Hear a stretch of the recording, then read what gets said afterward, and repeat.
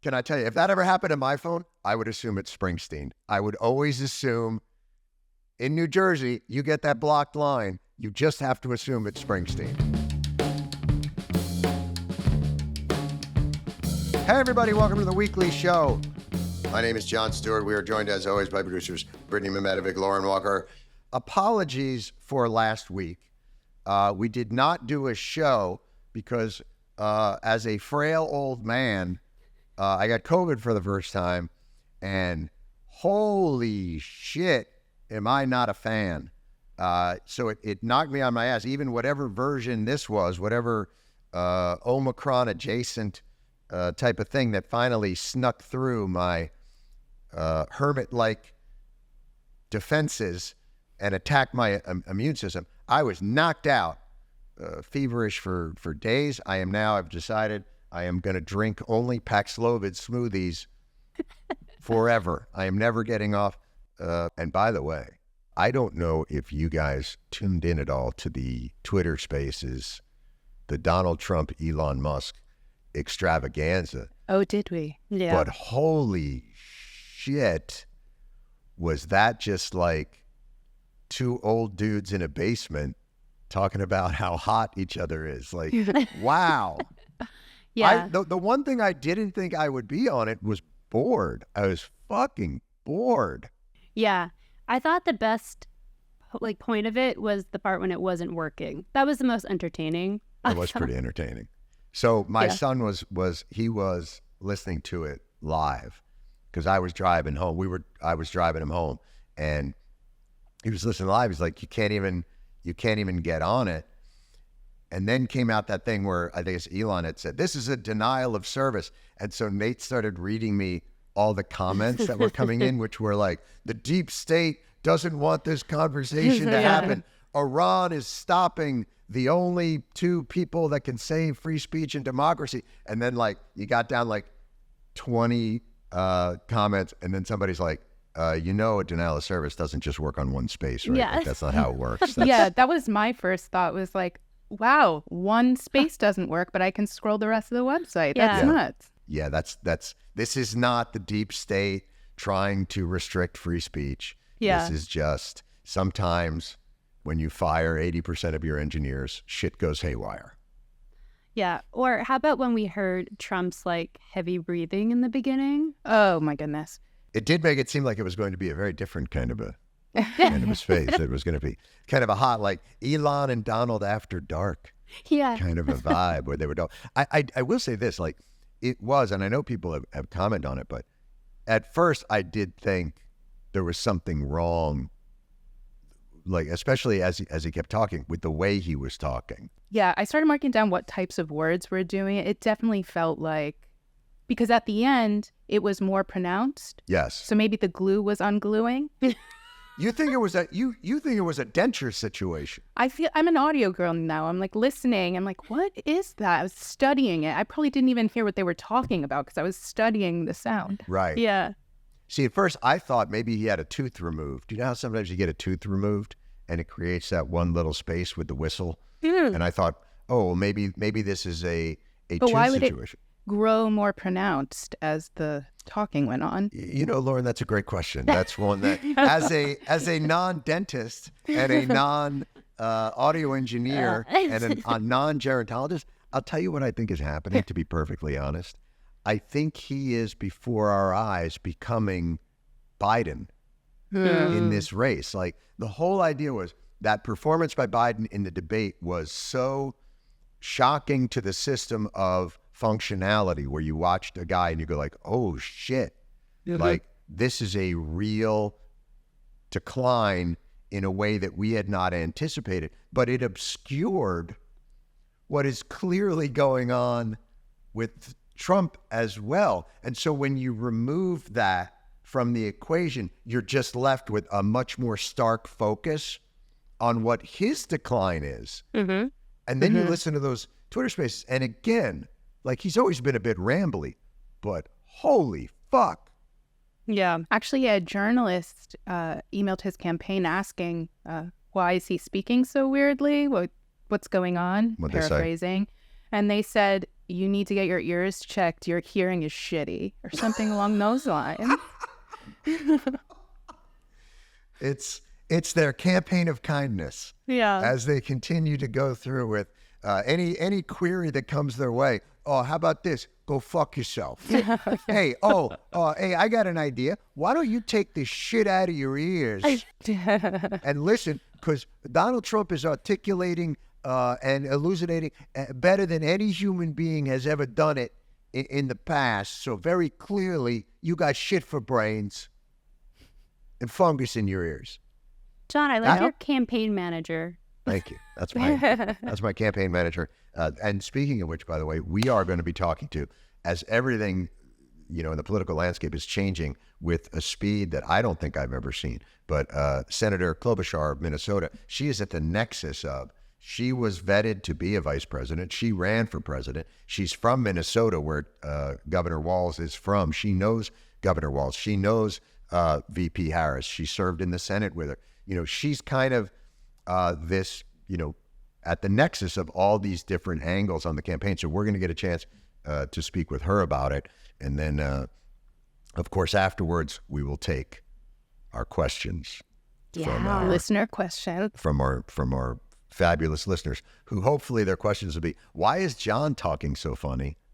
And then, Lauren, you can call them back and go, take the shit funny out of your ears. You dumb prick. He's totally normal. I'm totally normal. All right, let's join in with Senator Klobuchar, and then I'll see you guys in a little bit.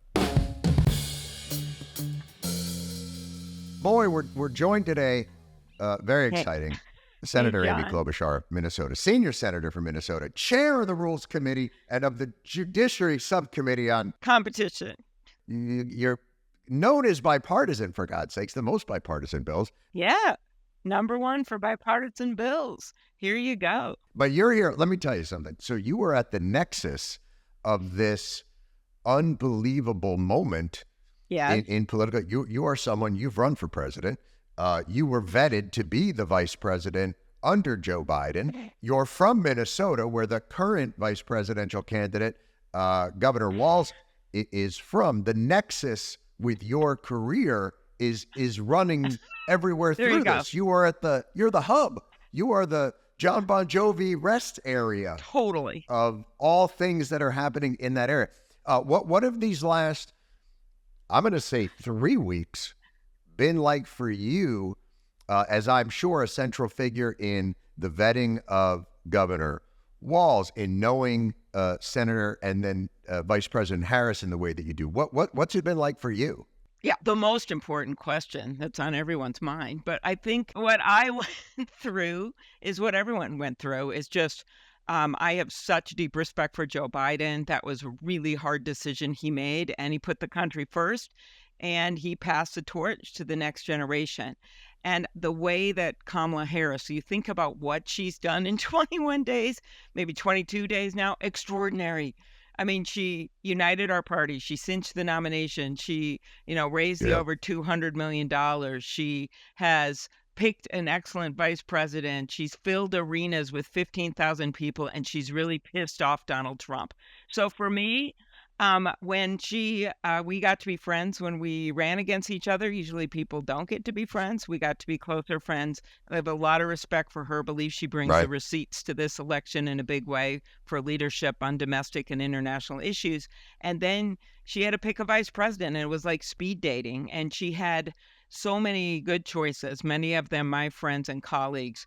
That was the moment where I think she made a decision that at first seemed counterintuitive to a lot of people. They did not know Tim Walz because he's just been doing his work, signing up to serve at age 17, growing up in a small town. And you could just see the reaction from my state is almost as good as Suni Lee of Minnesota winning the gold medal.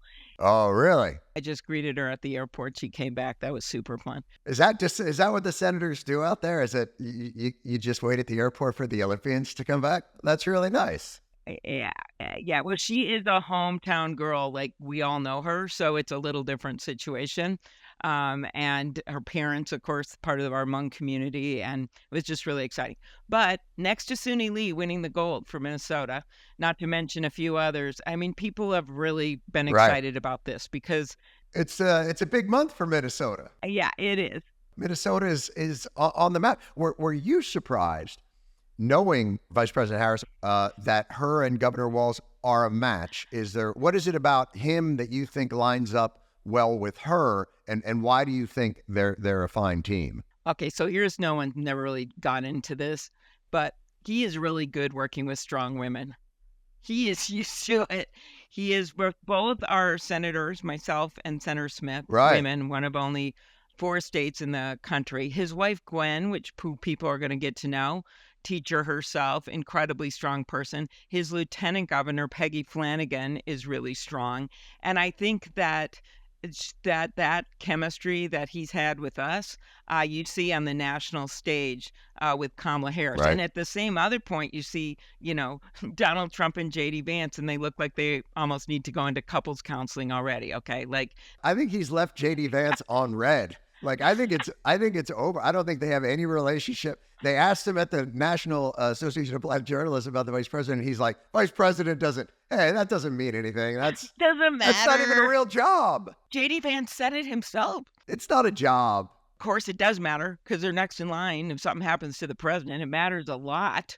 And I do think that the way that Kamala Harris has handled this and picked someone that literally won the sharpshooting contest in Congress, someone who stood in a deer stand in 10-degree weather in Minnesota. Now, was that an important balancing sort of this idea? Well, she's a California liberal, so she's got to take someone who looks comfortable in flannel. Is that sort of the general idea of how you balance these things? And is that an actual consideration? Do they really talk about that? Like when they're talking about it, do they really say, well, Shapiro it's Pennsylvania, it's the Northeast, he's a Jewish guy, but this guy goes hunting? Well, very good question. She might have some flannel. She may. Is that really something that's explicitly talked about? I think what they do, they vet people and they think, are they okay? And a number of those candidates were well vetted going into this thing. That really wasn't the issue. She's got to decide 3 things. One, is it someone that I can trust? That's and a by big the way, one. I know a lot about this because Minnesota is the land of vice presidents, right? Well, you've had 2. I think you've had Humphrey and Mondale. Yeah, no, it's fine. Yeah, so moms bounce their babies on their knees and say, one day you can grow up to be vice president. Well, anyway, so one, the trust. Okay, let's. And then run against Reagan and lose every state but Minnesota. We're not going there. All right. So trust matters. Trust matters. The second thing that matters is someone who's smart, who can take over, who can govern. And the third thing that matters is that kind of chemistry, and also, does this person add to your strength? I mean, Donald Trump doubled down with J.D. Vance and Hulk Hogan at that convention. Okay, that was like, whoa. And in this thing, she's picking someone that, grew up in a small rural town, signed up to serve when he was 17, who then became a geography teacher and took a winless high school football team and turned him into a state champion. There's a humility, there's a humbleness to this pick. I wonder, when you talk about J.D. Vance and Donald Trump, it was very clear that there was a kind of the more tech-oriented, the Peter Thiel wing of that more libertarian group was really pushing hard for somebody like J.D. Vance. I was surprised when Governor Walz came out that from AOC to Senator Manchin, you couldn't find the larger spectrum in Manchin to the point where he left the Democratic Party and he became an independent. Uh-huh. They both expressed a real positive response to Governor Walz, which was that surprising to you? No, because people have gotten to know him. He won his very red congressional seat 5 times. He is someone that was in the top 10 of that entire House of Representatives for being bipartisan, right? In terms of bills he introduced, what he did. He is someone that has this, even if you don't agree with him, and of course there's people don't agree with him all the time on things, he just does this with this happy warrior philosophy and brings people with him instead of cutting them down if they don't agree with him. Total opposite of, say, Donald Trump. And I think that Right. has allowed people of different ideological views, including moderate Republicans and independents, to support him over the years. And, Dean Phillips in our state immediately said nice things about him. He'd run against Joe Biden. So it is, yeah, I think Right. we saw that immediately. And then you see people who have served with him, high school students he taught, just this whole philosophy of the people that he brought with him. How long have you known him? How long have you been? I'm the only one that can say this. My mother-in-law, my husband grew up in the same town as Tim Walz, where he taught school, Mankato, Minnesota. Mankato's where? Isn't that where the Vikings do their? Yes, they used to have their practice. Now they're in the Twin Cities. Oh, But is you're it? right. Okay. That's right. My dad used to cover them. My dad was the sports writer for the Vikings. Oh, Um, wonderful. Little fact, he wrote a book called Will the Vikings Ever Win the Super Bowl, which is sadly still relevant today. That is a true story. So, So you spent your summers with Fran Tarkington and the Purple People Eaters. That's incredible. So back to Mankato. So they grow up. My husband, my mother-in-law, and father-in-law have 6 boys in a trailer home. And one of the things that happened was that when she would have her kids, people would bring chicken parmesan dinners and other things to her. And so she gave back through the years, and she's done that with hundreds of people, and she serves cookies at the funerals. So when the Walzes had their child, Gus, it was my mother-in-law that went over there with a Right. chicken parmesan dinner and decorated the place in balloons Oh because my he was at God. that point no one thought he could win candidate for Congress. So now you're going back to 05, 06 time. So Tim and I got to know each other. Then we came Right. into This is the Congress first together. time. Literally, I campaigned with him all the time. And then we governed together for years and did a lot for rural Minnesota, rural America. We both serve on the Ag Committee. And then we also worked on a lot of manufacturing issues, things like that. So we've been good friends. Well, let's talk about that for a minute, because I think that's a really interesting place to land in this. In this country, there's so many different divides, and we talk about race and gender and all those things. But I think the rural-urban divide is one of the least talked about, but most impactful. And it really is a different economic environment. And rural America has struggled to keep its, younger people staying in that area, the manufacturing base. I don't think people talk enough about how even something as small as Amazon coming into places knocked out so many support businesses for whether it were farms or local businesses. The centralizing of goods and services has been really difficult on rural America. What are the challenges out there, especially economically, and how does that fit into what this new ticket is going to be running on? Exactly. And this is Tim Walz, and I know Kamala gets this, but poverty is not exclusive to urban areas. In fact, you'll have rural areas where it's higher. You looked, in the pandemic when kids were trying to do their homework at home before the vaccine was out, 10-20% of the kids in our rural counties couldn't even access the internet because they didn't have broadband. We have all kinds of towns that are childcare deserts, housing deserts around our country. And so what many people, and we ask about these people like Joe Manchin and others that have a state like West Virginia, are excited about Tim that he brings to this ticket is just that understanding of rural areas, and that a manufacturing company, even a 25-person business, leaving a smaller town can be devastating for that town. Or if you have, people are messing around on the farm bill and we don't have that safety net in place, or avian flu hits a farmer's chickens, you can literally have someone lose their business. So that's why there's a real fragility in rural America that makes it difficult, right? And there's a pride there we have, as you know, from all the work you've done with veterans and military, you have an over number of people that sign up to serve. That's the Tim Walz story at age 17. Most people would be, what? And a lot of people going into the National Guard to serve. So there's a sense of patriotism, but then there's also a sense of things could go bad at any moment. And I've always believed that kids that grow up in rural America should be able to live in rural America.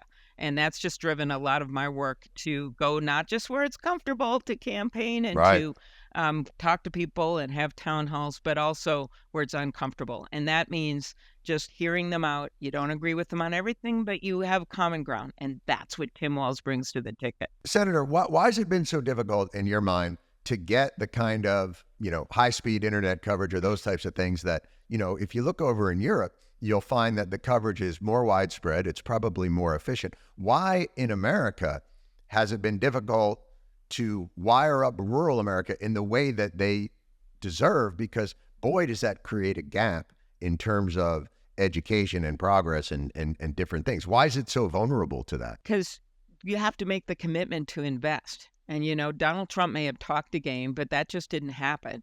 And what happened just in these last few years, and you see these grants going out now, is that we passed the bipartisan infrastructure bill under Joe Biden and Kamala Harris's leadership that included this major funding to reach every corner of our country. And why it hasn't happened is it's hard to get to rural areas. It's the big phone companies don't make as much money off of that last leg. So the competition doesn't exist in terms of... No, and then they get taken advantage of sometimes with when grants go out. And what I loved about this bill that Secretary Raimondo and a number of us worked on, Representative Clyburn and I actually led that piece of the legislation, is there's a clawback.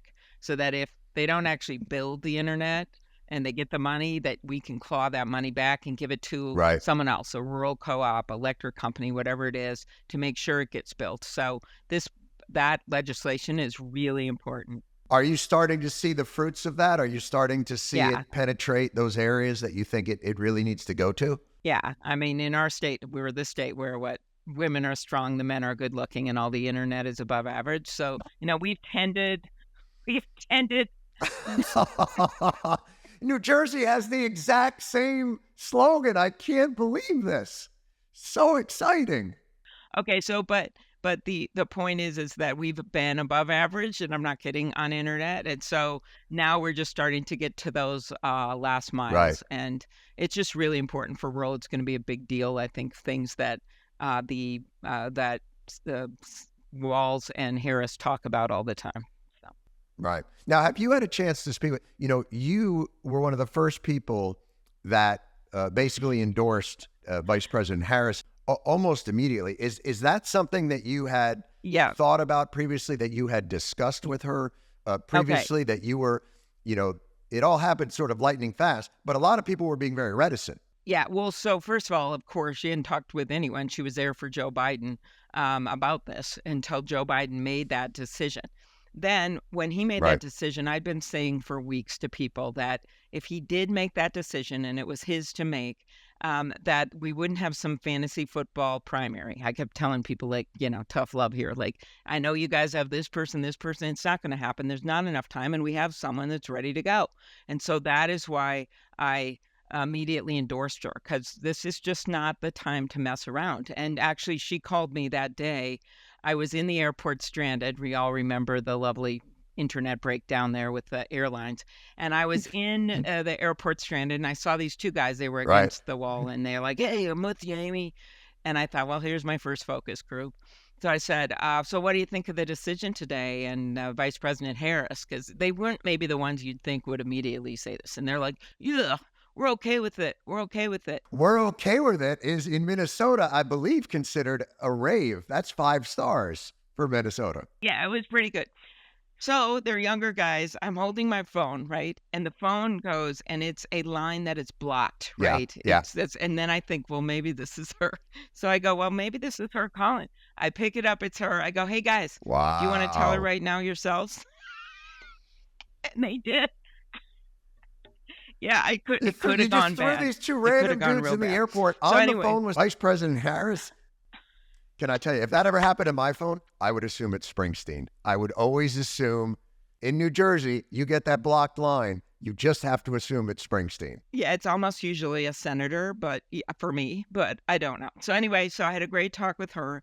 Then when the vice presidential thing started up and everyone was going on TV, I always would, people would ask me, but I really believed in the end that it was her decision to make. Because unless you're in that chair and you're her, you just don't know all the factors that are going to go into that. So I wasn't in some major lobbying campaign. Yeah, I thought, and there's a chemistry to it, I'm sure. Yeah. She makes her own decision on this. So, yeah. What was your experience? So as somebody who had been vetted for vice president, obviously that was not done on the sort of crush timeline that it is. Does it make you think about, and this is something that I think about a lot, one of the biggest issues we obviously have in politics is the amount of money that's pouring in, whether it was from Citizens United and these super PACs and dark money and all these different things. It's a really difficult thing to ever get a handle on. I can't imagine that the parties and the people, the money people, the lobbyists are ever going to give that up. But couldn't we solve it by truncating our election season? If we made the election season a finite and manageable amount of time, don't we immediately remove a ton of money from the process by just naturally shortening it? And it's pretty clear that all those things that they said couldn't happen because we didn't have enough time did happen and happened fine. Yeah, I was asked about this by BBC, and I thought it was funny because the guy's like, me and the BBC, that's what I'm talking about. yeah. I thought it was funny because in kind of a snobby way, I won't try the accent, you can do it. But it was this question about like, well, how could you do such a short election? I said, don't you guys do that all the time? Isn't that what you do with your prime minister? And I do think shortening this timetable might be a good idea because you're just asking people to endure months and months and months and months of this. Of course, with a democracy, you would have to somehow shorten the primary time thing of how you do them so spread out. I mean, it seems very feasible. And you really can't stop people from getting in early. And there is a thing for candidates, going way back zone like Jimmy Carter, Bill Clinton. Sometimes if you're not the presumptive nominee, that timetable allows people to get out there and meet people and raise money and the like. So I think you could argue it both ways, but it has been clearly allowed them to kind of captivate and change the trajectory of how this was going in a big way. Because people are just now, we have changed this internet blah and negativity every time they attack her. And as a woman candidate, I remember after the election, one of the groups showed me what would happen to me and Elizabeth Warren and Kamala when we would get attacked. Anything they would try that would go after either you don't look good or you're dumb or you're mean or you're too tough. Any of that just goes because you're dumb. That's the one. Yeah, you're dumb. You're both.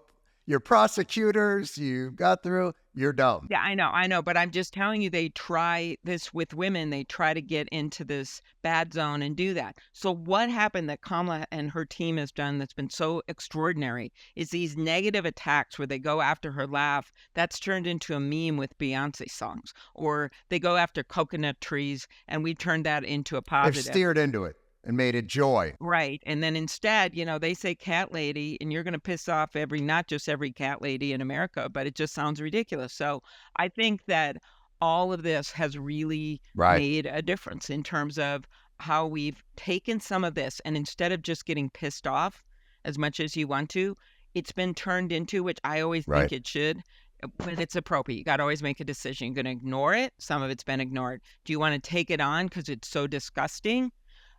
Or do you want to actually make a joke about them and turn it into what it is? And as an expert on humor, Jon Stewart. What's that? Some would disagree. I think some of this has been missing from, what we're doing. Well, there's a certain judo to, I think when you're caught flat-footed by attacks, it's very difficult for you to use that momentum against them. I think that's been one of the biggest things. Look, when you have on the right them attacking Vice President Harris or you as a mean boss. Well, Donald Trump I mean, I think from what I'd read, like 60% of the people that work for him in his cabinet will no longer support him. I think what has eased some of this is they're running a candidate that makes it very difficult for them to attack Vice President Harris because their candidate has so many of those negative qualities in such large measure that. So what are you going to say? She's mean. You're running a guy that calls people horse face. Like, what are you talking about? And he calls veterans suckers and losers and goes after John McCain for being a POW. Right. Yeah. But listen, that's always been on the right.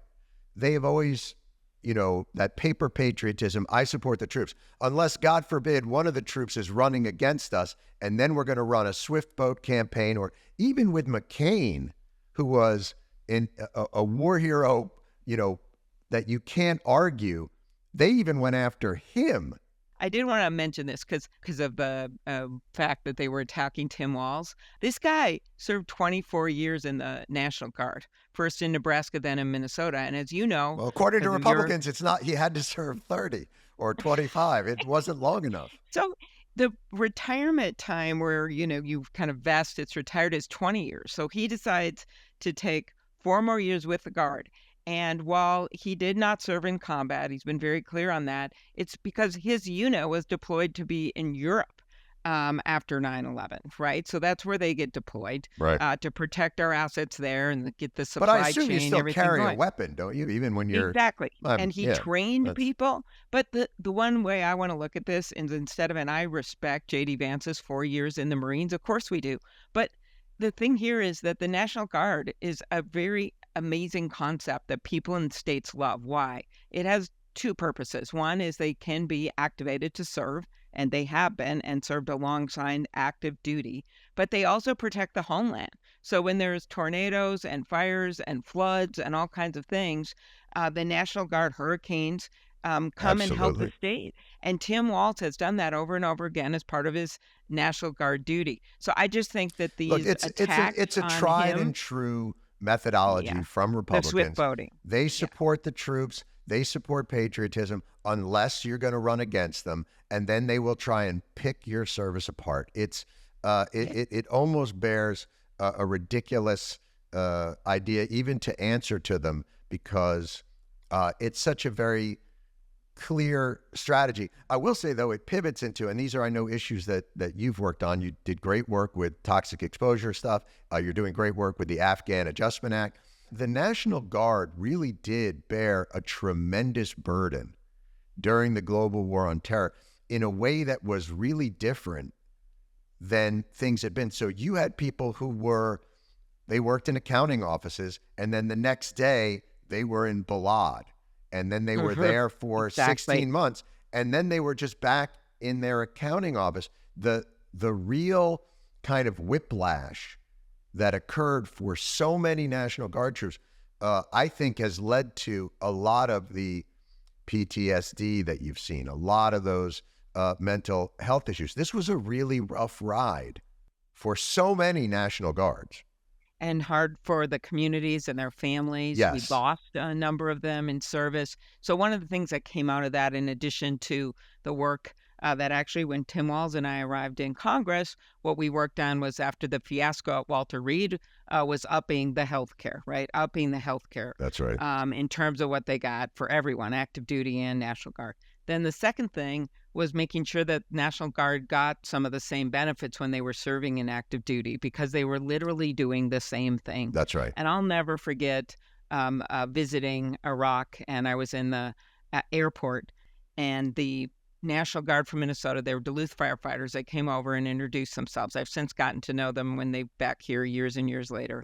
And their job at that airport was to stand and salute when the caskets were loaded on the planes. Oh, boy. And that's how I met them. And I will never, ever forget that moment because this was this is the example. I mean, they were serving in, of course, dangerous places, but then they were also performing those kinds of duties. So that's why we upped it. That's why we involved the National Guard with the Joint Chiefs. A lot of things changed as a result of what happened in Iraq and Afghanistan with our Guard and the benefits. So That's why I think there's a pride in the Guard.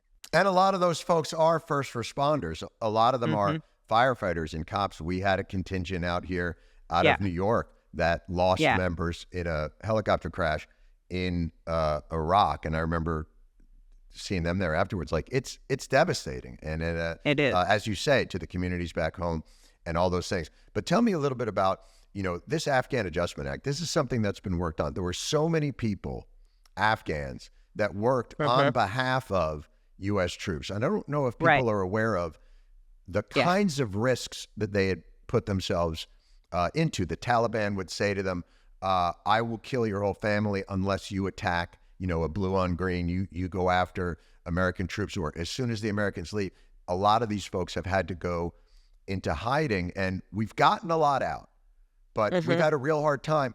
Why has it been so difficult? It's one of the only bipartisan bills I can think of that's going out there. It's you and Senator Graham. Why is it so difficult to get that through, to get these folks that did so much for us during that time of global war on terror, to get them to safety? I think anything that has to do with immigration, sometimes just people are going, no. In this case, these are 80,000 people that are already in our country. And just like the Hmong people came after Vietnam, we made sure that those who had stood at our side didn't have to be forced back. In this case, they'd be forced back to the Taliban. And we gave them, after they were vetted, we gave them permanent status. What this bill does is it says, when you're here, and there's a few others that are assets that are in other parts of the world, of course, that we'd like to bring over, because they literally were translators for our troops.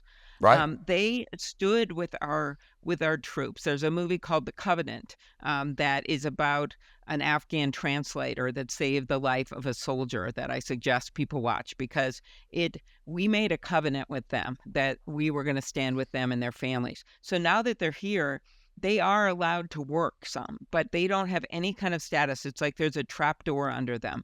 So the biggest, loudest voices to get this done are our own American troops, who know that they thank their safety and their lives to these Afghans that stood with them.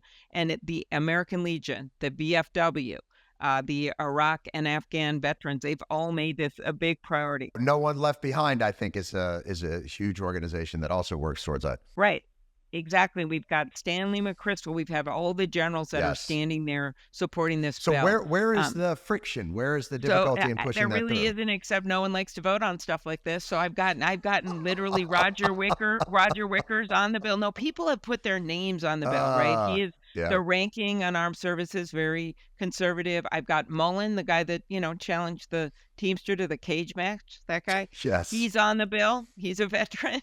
I've got the support of Senator Risch on the bill, the ranking on Graham Moran, the head of veterans on the Republican side. He was actually quite helpful on PACT Act. He is Moran of Kansas. He's very Bozeman as well. Like they were quite helpful.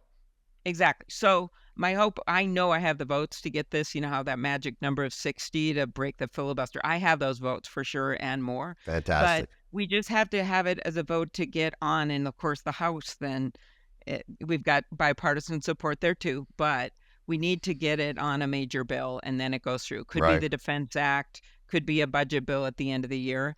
But it has been just gut-wrenching to talk to some of these soldiers, and they can't believe it didn't pass yet, because we stand with those that stood with us. And that is how it is. Otherwise, no one's going to want to join us in other battlefields or other situations across the country. Our soldiers talk about the kinds of moral injury that does to them, in terms of, look, they're already, I think, have really ambivalent feelings about what happened in Afghanistan and the way that we left and how it has since turned out. And there are, I think, a lot of really ambiguous feelings about that and ambivalent feelings about that.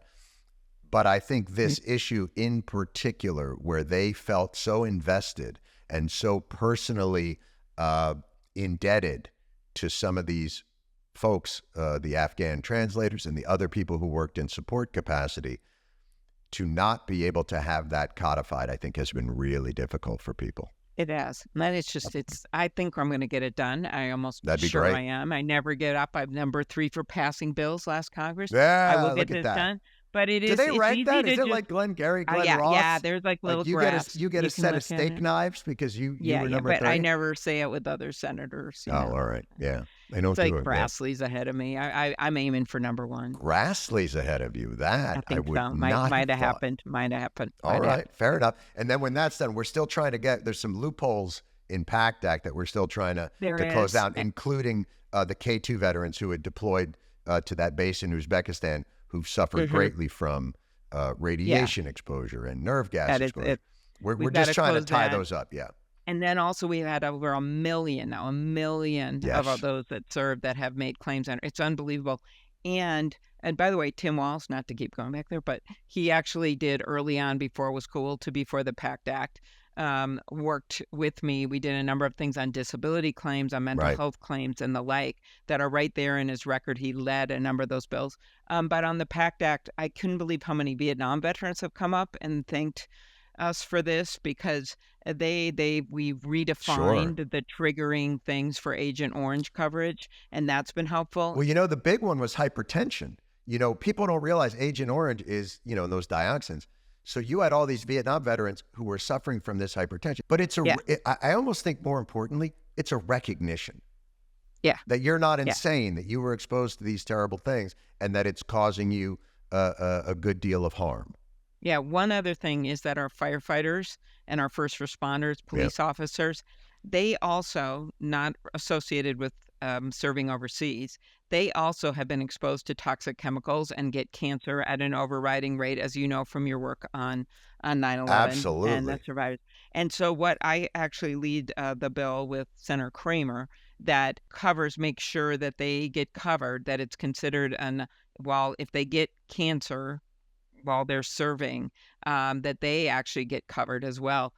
When they leave, that's not necessarily the case, and their spouse doesn't get the benefits. In Minnesota, we changed that law because of one firefighter who died. But that bill is gaining a lot of support as well, and that's called Honoring fantastic. Our Fallen Heroes Act. So, and it's very related to the work that you did for the 9/11 survivors. Boy, and I by hope the it way, goes you were incredible, and you were incredible on the PACT Act. Just crazy. so your listeners know, that thing was going down. It was going in flames, but it was going in flames weren't because gonna of let partisan crap from the Republican side. That was so and after crazy. they had voted for it once, and the veterans, including a Minnesota veteran named Armando Barboza, decided to, she's cool, and her husband got very sick from being next to a burn pit. Well, I think he got colon cancer. I think it was colon cancer.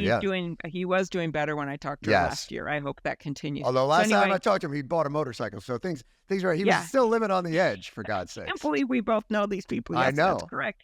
Okay, so what happens is they're all sleeping on the steps, and she was one of the leaders in that decision. And I went there that night, as did Senator Gillibrand. Yeah. And we went there and talked to him, and then the way I tell this story to veterans, I'm like, and then Jon Stewart showed up and it was all over. But that's true. You went to those steps and we got it done. And so it was incredible. No, I was so pleased to be a part of that. But you got the convention coming up. Oh, yeah. What in particular are you looking forward to seeing kind of codified? It's all been a whirlwind, so there hasn't been a whole lot that's come down in terms of the priorities, the platform, all those kinds of things. I imagine there'll be a lot of sort of boilerplate. Do you think it's going to be substantially different than what a Biden presidential platform would have looked like?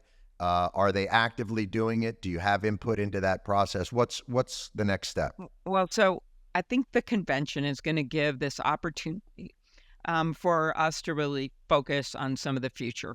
Every rally, right? We're going forward. We're not going backward. That means we're not going back to Donald Trump and the darkness and the felony convictions, and no one wants to deal with this. But what they're going to be focused on is what the future looks like, right?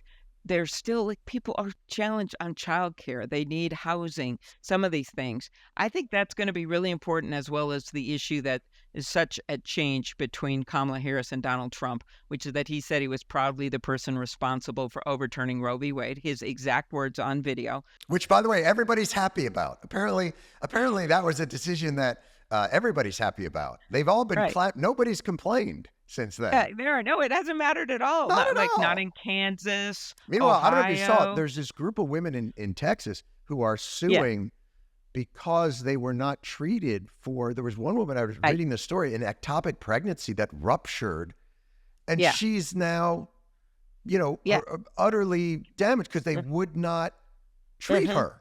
They just sent her home. So you have women bleeding out in parking lots of emergency rooms because of these decisions.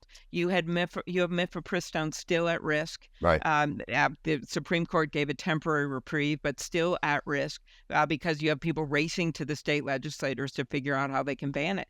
I mean, this is when he says IVF at risk. I mean, really things that people take for granted in modern reproductive health. When he says give it to the states, this is the chaos that has resulted. Yeah. And I always thought they bring us back to the 1950s, but it's actually the 1850s. They are like pre-Yellowstone prequel. Like they are like back at a time of, pointy shoes in medieval days. So that's what's going on here, banning pointy shoes.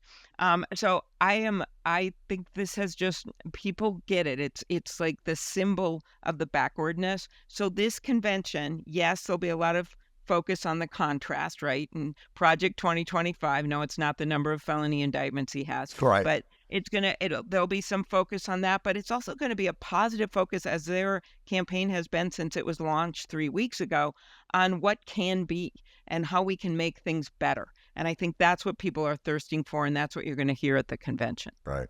Well, we'll see you there. We'll be in Chicago.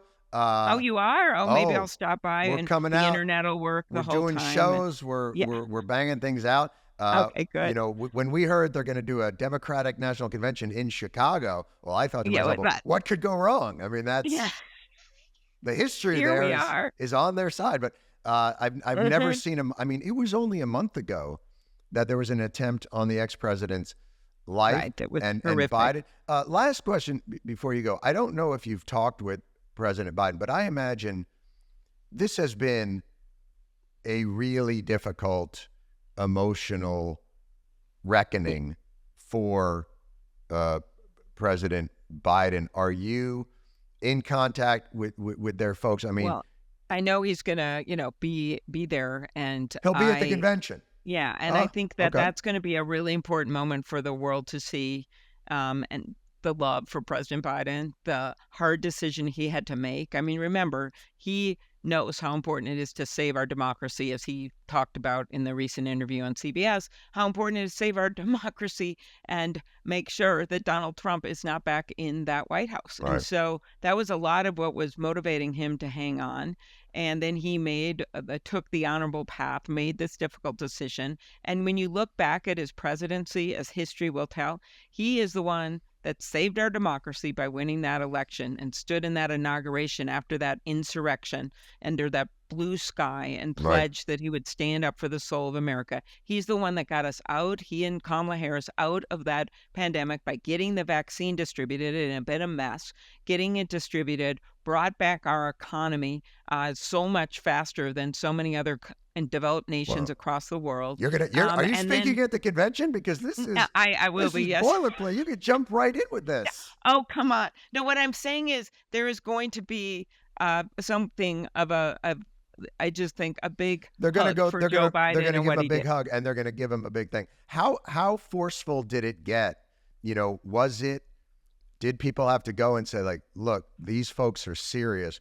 They're going to invoke real strong measures to get you out if you're not going to accept that as a reality. I think that in the end he made his own decision. Right. I really felt it was his to make. That was my view of this whole thing. Right. And he came to the right decision.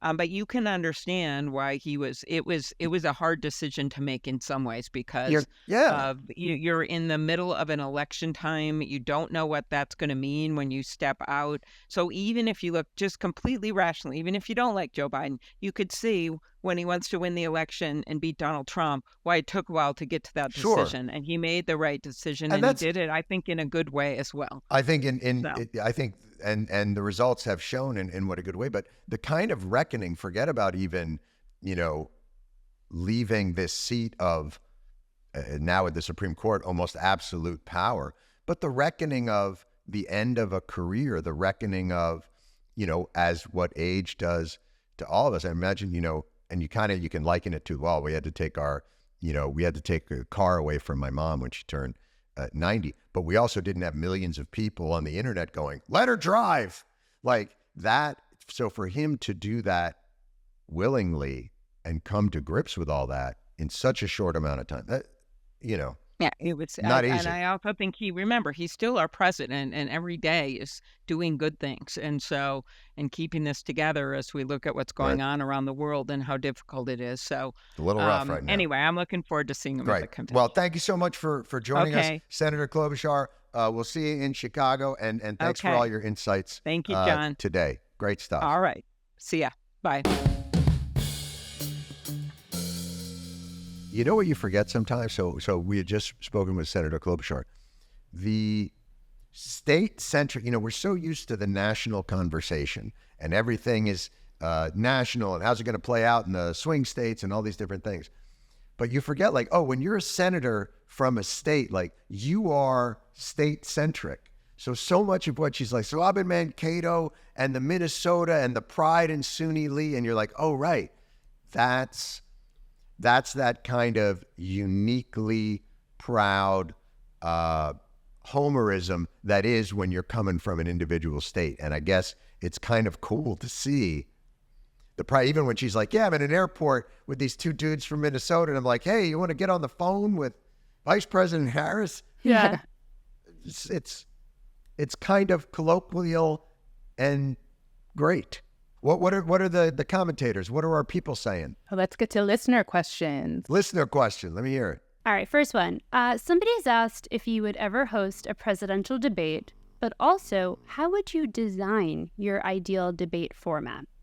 Oh, the presidential debate format. I would design it with the least amount of interruption. It is so gamified now with you've got a minute and then you've got a minute and then we're going to hit a buzzer and you've got to switch over. It has to be, if you're going to have legitimate debates, there has to be a series of them, and they cannot run like a fucking episode of a game show like Press Your Luck. Like, it just can't be, okay, now we're going to go to the speed round, drug policy, Yeah. education, pharma. Like, you can't get into. So all that happens is when it's been gamified, the candidates understand, well, I only need 30 seconds or 45 seconds of boilerplate nonsense.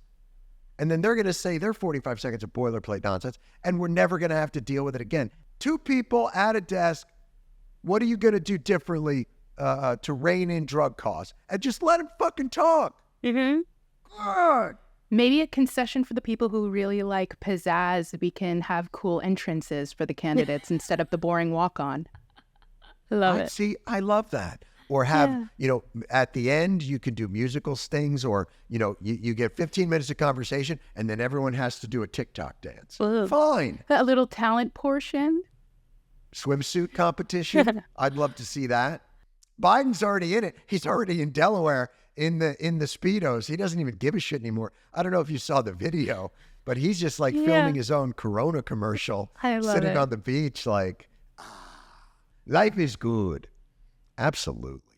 All right, we've got one last question for One you. last question. Favorite segment of the pod. Here we John, go. influencer question of the week. Oh, John. man. What do you look for in a pair of glasses? Oh, a magnification of around 2.75 or 3. That's what I look for. And I look for, I only have reading glasses. I can see, Distance, yeah. I am what they say, farsighted. So I can see everything and all that. Only in the past few years have I not been able to see anything up close. So I'm obviously very hungry because I go to restaurants and then I just look up and say, I don't know. I can't help it. They say, what do you want? I say, I don't know what this is. And I'm going to have to just go home hungry. But what I've noticed as this has gone on is, there was a time where no matter what drugstore I went to, I would buy a reader. And it started out very reasonably. You'd go in, you'd buy a reader. And then I noticed like the readers that I got were no longer had any efficacy. I was starting to get worse and worse. And I started, and so now I'm at the point where I can almost not reach the reader you need. The only glasses that will actually solve the problem that I have, because I've absorbed all the 1.75s and 2s and 225s. That doesn't do shit anymore. It has no efficacy anymore. I need that 275. I need that 3. I'll jump to a 350 if they have it, but if they do, I'm not a tall man. And generally on the stand, you have to go all the way up. So it is paradoxical to the aging process because the older I get, the worse my vision gets, but the higher up the glasses go. Yeah. So the frailer I get, they're slowly, I think this is how most people break their hips. Oh my God. I believe that is how I will die. I will die reaching out over a cliff for some readers that were placed. Why would you do that to old people? Why would you place the readers? Why wouldn't you just, for old people, scatter the readers on the ground? Let the old people forage. Feel around for it. Let us forage. Didn't somebody give you a bunch of shit for like the style of readers? I'm sure. I mean, they're all, look, Are they scattered around your room right now? yes, of course. Oh, we just got a costume change. Here's one. Look at this. That one's missing an arm. That has personality. Over there. Yeah. Here's one It right just here. dangles off your face. Yeah. Boom. Gang, For gang! For your birthday one year, I think we all got you like 70 pairs of readers, and That's you just right. had a basket I in just your had office. I have a basket of them, and I just grab them whenever I can. Yeah. Now, this one was Yeah. done because Tracy said, when you're on camera, you look ridiculous.